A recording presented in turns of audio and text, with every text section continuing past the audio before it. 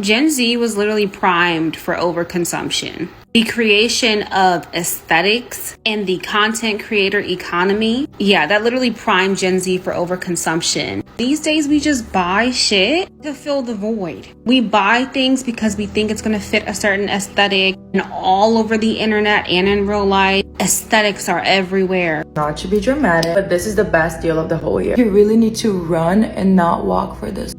The beach wafer is on sale for $40 on the TikTok. You need it, and it is so cheap right now.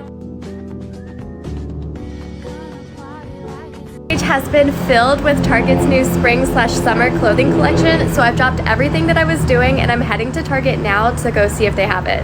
$15,000 on building my new summer wardrobe. I want to show you everything I got, and the inspiration was old money aesthetic. Aesthetics, at least in the modern usage of them as a sort of hyper-curated vibe, is a very new phenomenon, and one that I strongly suspect could not have come to fruition without the internet and the existence of SEO, search engine optimization. Because that's ultimately what an aesthetic is. It's a keyword that describes a certain feeling. If you were to look up, say, cottagecore phone wallpaper, you would expect to find some of the same motifs.